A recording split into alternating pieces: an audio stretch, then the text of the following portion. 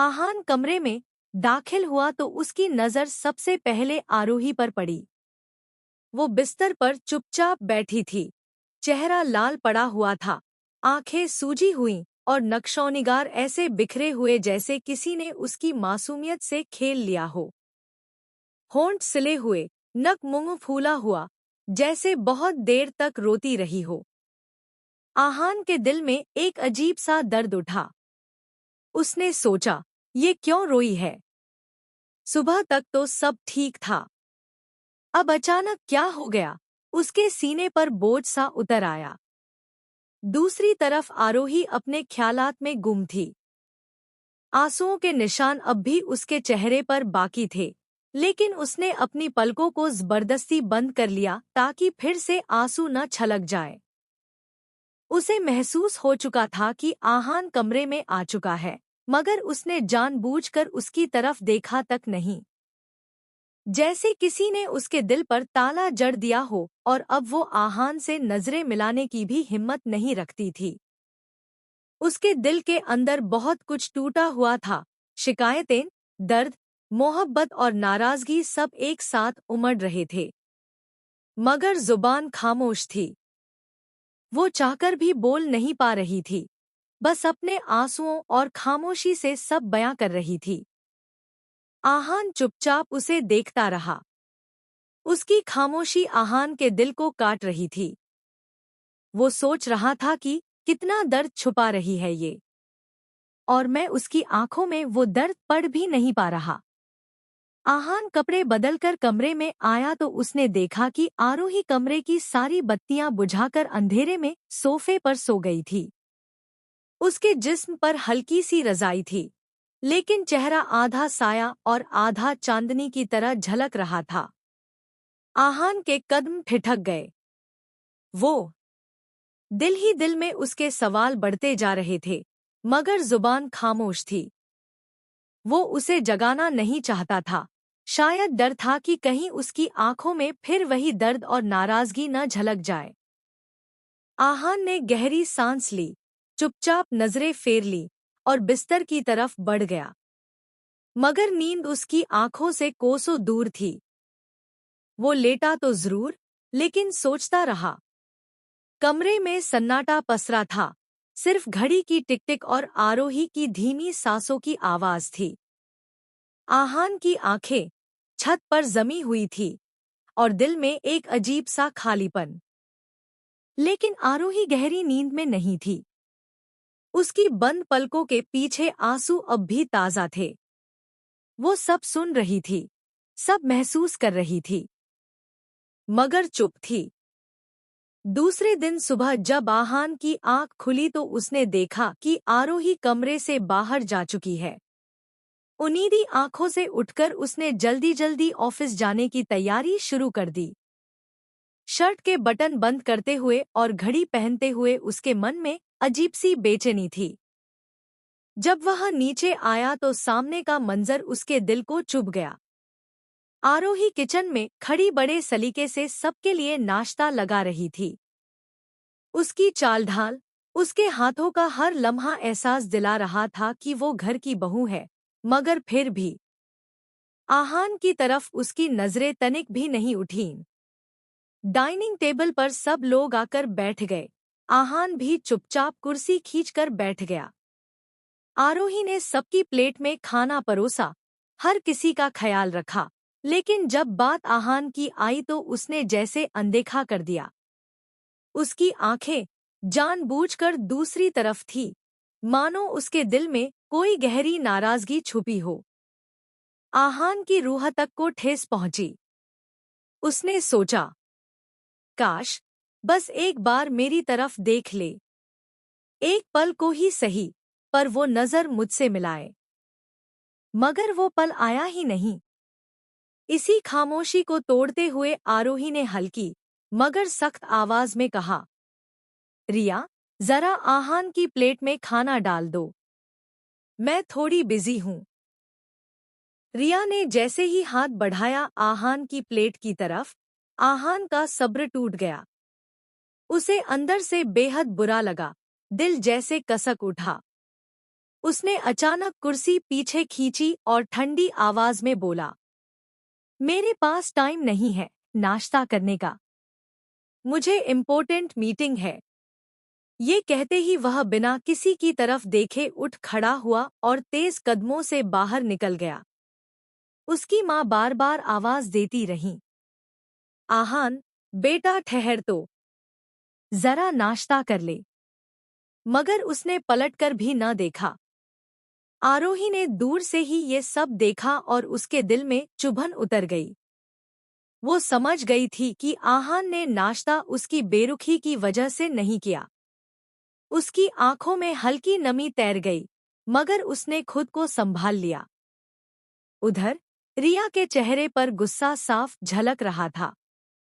उसे आहान का ये बर्ताव बिल्कुल अच्छा नहीं लगा। उसके दिल में जलन और नाराजगी दोनों ही घुल गई थी। और कमरे का माहौल खामोश होकर भी बहुत कुछ कह रहा था। एक तरफ अहंकार, दूसरी तरफ दर्द, और बीच में अनकहे जज्बात। हल में सब लोग बैठे थे, महफिल सी सजी हुई थी। हंसी मजाक का माहौल था कि तभी आरव ने मुस्कुराते हुए कहा, भाभी, हनीमून का प्लान कब का है? उसकी बात सुनकर सबकी नजरें एक पल को आरोही पर टिक गईं। आरोही हल्का सा मुस्कुराई मगर कुछ कहने ही वाली थी कि तभी पापा ने भी बात को आगे बढ़ाते हुए कहा, हाँ बेटा, तुम्हें और आहान को जरूर घूमने जाना चाहिए। शादी के बाद थोड़ी ताजगी मिलती है, रिश्ता और मजबूत होता है।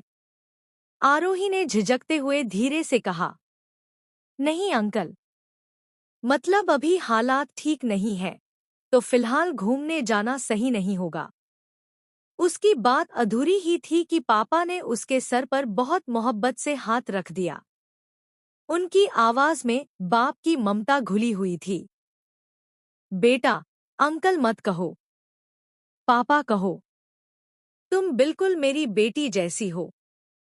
ये लफ्ज सुनकर आरोही के दिल में एक अजीब सी राहत और खुशी उतर आई। उसकी आंखों में नमी सी आ गई, होठों पर हल्की सी मुस्कान थी। उसने धीमे से कहा, जी पापा। लेकिन अंदर ही अंदर उसका दिल जाने क्यों भारी हो रहा था। वो नहीं चाहती थी कि आहान के साथ कहीं बाहर अकेले जाए।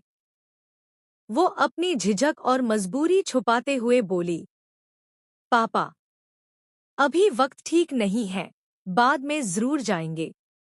अभी उसकी बात पूरी भी नहीं हुई थी कि पीछे से एक गहरी और ठहरी हुई आवाज आई। सबकी नजरें घूमकर उस तरफ गईं। दरवाजे पर आहान खड़ा था। उसकी निगाहों में सख्ती भी थी और एक अजीब सा फैसला भी। आहान सीधा आकर सबके बीच बैठ गया और बिना किसी झिझक के बोला, कल ही हम कश्मीर जा रहे हैं हनीमून के लिए। टिकट हो चुकी है आरोही, तुम बस तैयारी कर लो। बात खत्म। आहान की ये बात सुनकर आरोही के दिल की धड़कन तेज हो गई। उसका गला सूखने लगा। वो घबरा गई थी ये सोचकर कि आहान के साथ अकेले जाना पड़ेगा। उसने हल्की सी कांपती आवाज में कहा, कल? ये कैसे? आहान ने उसकी आंखों में सीधे देखते हुए कहा, और कुछ कहने की जरूरत नहीं। कल हम जा रहे हैं, बस। ये कहकर वो उठ खड़ा हुआ और कमरे की तरफ चला गया। आहान के जाने के बाद कमरे में हल्की सी खामोशी छा गई। तभी पापा और आरव दोनों ने मुस्कुराकर आरोही से कहा, चले जाओ बेटा, घूम आओ। थोड़ा मन भी ताज़ा होगा और दिल से बोझ भी हल्का पड़ेगा। आरोही ने उनकी तरफ देखा, होठों पर मजबूर सी मुस्कान लाई, मगर उसके दिल में हलचल थी।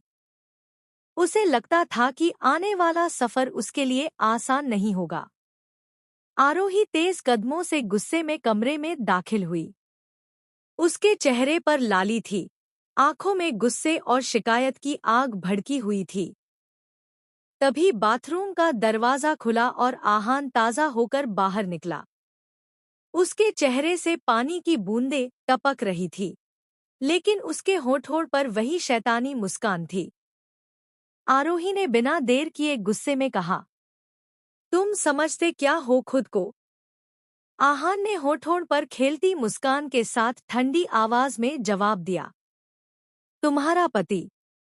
उसके इस लफ्ज ने आरोही के दिल को और भी भड़का दिया। वो और आगे बढ़कर बोली, पति हो तो इसका मतलब ये नहीं कि हर फैसला तुम अकेले लोगे। मुझे बताए बिना हनीमून का प्लान क्यों किया? आहान ने अपनी आंखों में हल्की सी शरारत और तल्खी मिलाते हुए कहा, क्योंकि तुम इतनी बिजी थी कि मेरे प्लेट में खाना तक नहीं डाला। तो मैंने सोचा, जब तुम्हारे पास वक्त ही नहीं है तो घूमने का फैसला मैं ही ले लूं। ये सुनकर आरोही की आंखें भर आईं, दिल में चोट लगी। वो कांपती आवाज में बोली, तो तुम्हारे लिए हनीमून सिर्फ एक सफर है या फिर बदला लेने का जरिया? आहान चुपचाप उसकी तरफ देखता रहा। उसकी मुस्कान धीमी पड़ गई, मगर आंखों में अजीब सा जज्बात था, जैसे कुछ कहना चाहता हो पर जुबान रोक ले। कमरे का माहौल सन्नाटे में डूब गया। बाहर से आती हल्की हवा पर्दे हिला रही थी, मगर अंदर आरोही और आहान के बीच का तूफान थमने का नाम नहीं ले रहा था। कमरे में कुछ देर तक खामोशी पसरी रही। हवा का हल्का झोंका पर्दों को हिला रहा था, मगर आरोही और आहान के बीच सन्नाटा भारी हो गया था। तभी अचानक आरोही ने अपने होठों पर एक शैतानी मुस्कान लाई। उसकी आंखों में अजीब सी चमक थी, जैसे किसी चुपचाप जंग का ऐलान कर रही हो। वो ठंडी आवाज में बोली, ठीक है, तुम चाहते हो न कि हम हनीमून पर जाएं? तो चलो, जाएंगे। उसकी ये बात सुनकर आहान पल भर को ठिठक गया। उसने उम्मीद नहीं की थी कि आरोही इतनी जल्दी मान जाएगी। उसके दिल में हल्का सा तंज उभरा और वो अंदर ही अंदर सोचने लगा, ये इतनी आसानी से कैसे मान गई? मैंने तो सोचा था कि अकेले जाने का नाम सुनकर तड़प जाएगी, बहाने बनाएगी, नाराज होगी। मगर ये तो फटाक से तैयार हो गई। कहीं कहीं ये मुझे चुपचाप मात तो नहीं दे रही? आहान के चेहरे पर गहरी सोच उतर आई।